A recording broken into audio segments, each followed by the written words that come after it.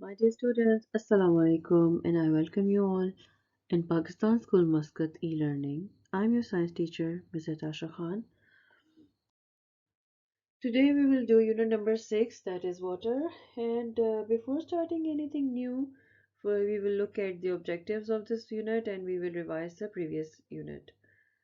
So the objectives of this unit is to describe how water exists in this world and to identify different sources of water. In the previous lesson, we have learned about different sources of water, how we can reach to the groundwater, and what is spring, what is well, and how many types of moisture are in the atmosphere, and how do we use water. But today we will do choose the correct answer, true, false, and fill in the blanks. My dear students, today we will do choose the correct answers. So let's start. The gaseous form of water is called dash. Okay, so as you know, the gaseous form of water is called steam or water vapor, as you can see in these pictures, because ice is the solid state of water and water is the liquid state of water. So steam or water vapor is the gaseous form of water. High up in the sky, it is very cold, because clouds may form to the cold places, and that's why when the water vapor that rises high above the land cools down to form clouds. And the temperature of the land is very different. It is hot there on land level, and as you go high up in the sky, it is very cold. And when the water vapor that rises high above the land cools down, they form clouds. Okay, so water vapor in the air cools down to form clouds. Dear students, clouds that are formed near the grounds are called fog. Now, what exactly is fog? Basically, fog is like a cloud, but it is near the ground, not high in the sky. So thick fog makes it difficult to see the things that are around us. Okay, and fog also forms from water vapor.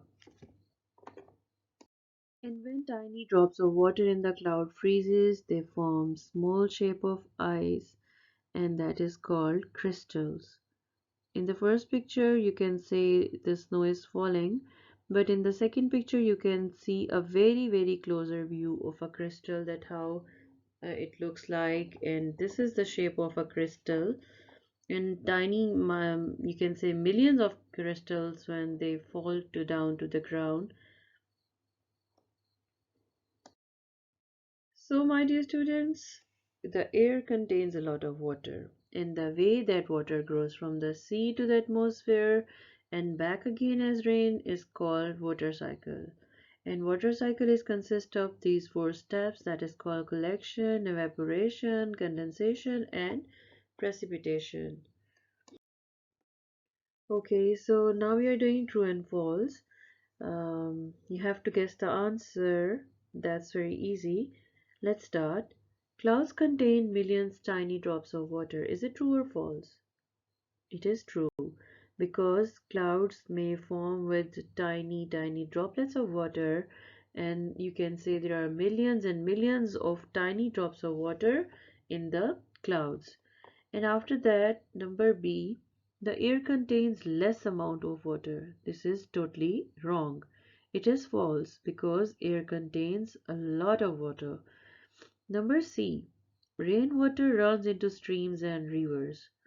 It is true, because ultimately the rainwater runs into streams and rivers, and then river falls into the oceans, and in this way the water keep going. Okay, then number D is the deep hole is called groundwater. That is false, because people they used to dug up a deep holes to reach to the groundwater, and they are called well.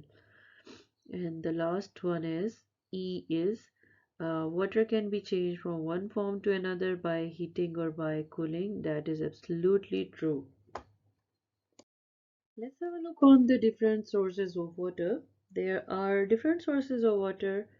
We can find water in rain. We can get water from rivers, ponds, oceans, lake, and hand pump, well, and tap. From tap, we can also get water. Dear students, now let's have a look on the natural sources of water. They are oceans, rivers, lakes, rainwater, streams, ponds, and springs are natural sources of water. And the man-made sources of water are dams, wells, tube wells, canals, hand pumps, and you can say the wells, and these are tube wells, you can say. They all are man-made sources of water. Now, dear students, we are doing question number 4, that is fill in the blanks. Let's start. Number A. Solid water is called ice. When we freeze water or when we cool down water, it turns into ice, and that is solid state of water. Number 2 is another name for the steam is water vapor. And even you can say another name for water vapor is steam. They both are same. Number C, when the sun shines on the sea, lots of water goes into the air. As you can see in this picture, when the sun shines on the sea, then water change into water vapor and it becomes very light.